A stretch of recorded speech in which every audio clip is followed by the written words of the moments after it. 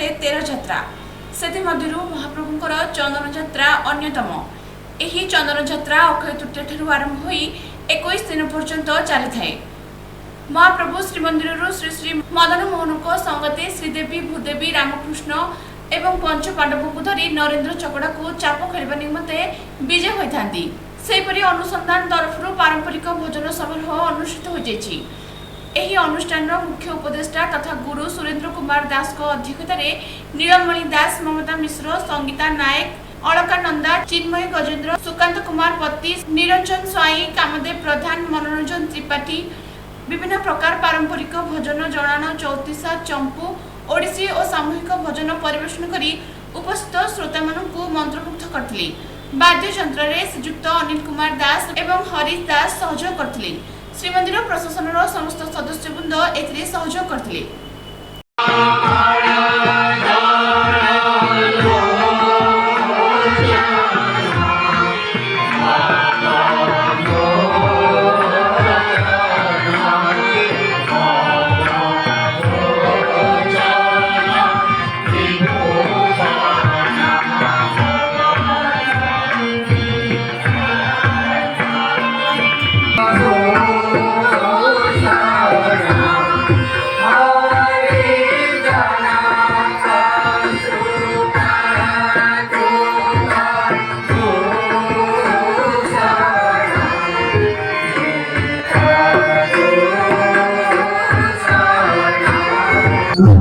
जो श्रीक्षेत्र पुरी गोटे अन्यतम प्रसिद्ध यात्रा हूँ चंदन यात्रा।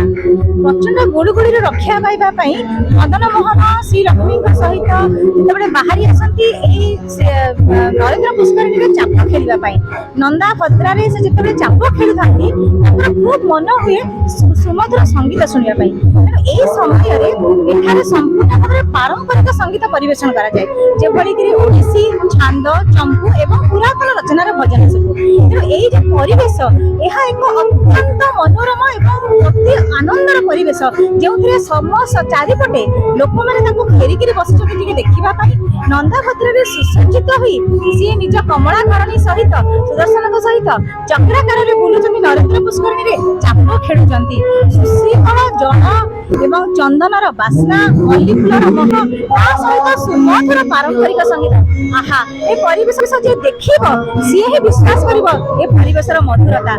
चंदन यात्रा एक पवित्र यात्रा जहाँकि विश्व अन्यतम 21 दिन पालन करा जाए। अक्षय तृतीय आरंभ हुए एवं प्रतिदिन श्रीमंदिर प्रशासन एभली व्यवस्था कर संगीत माध्यम भगवान को अर्पण करा जाए, भक्ति अर्पण करा जाए।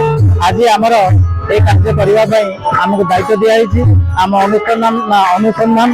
अनुसंधान अनुष्ठान तरफ आज हिंदी संगीत प्रदान कराई। ओडिसी छांद चंपू भजन जड़ान एवं चौतीसा ये समस्त गुड़िका आज परिपूर्ण कराऊे।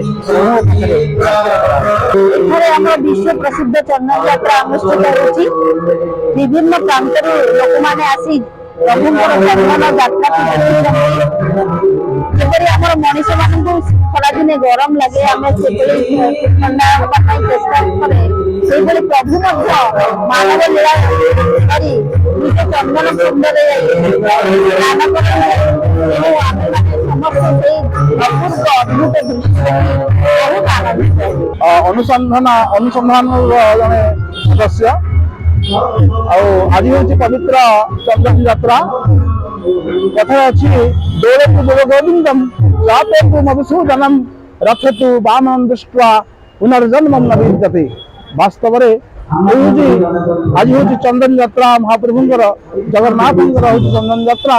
ये जगन्नाथ महाप्रभु आज अक्षय तृतीय ठार चंदन यात्रा आरंभ हो आमर ये चंदन यात्रा होगा जाऊँगी प्राय 21 दिन धरी ये कार्यक्रम चालू रही।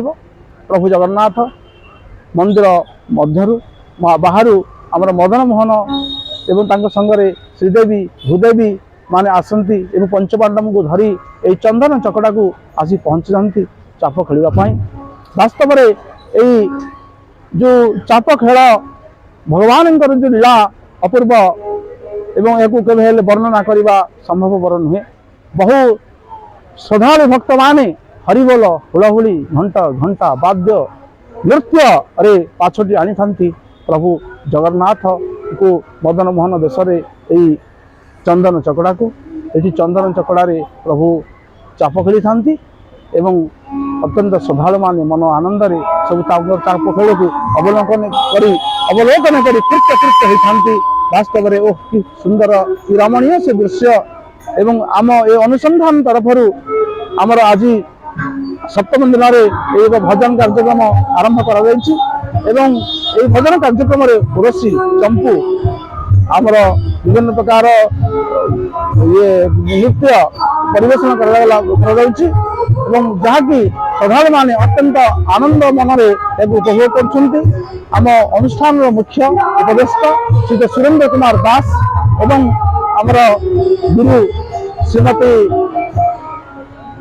ममता मिश्र एवं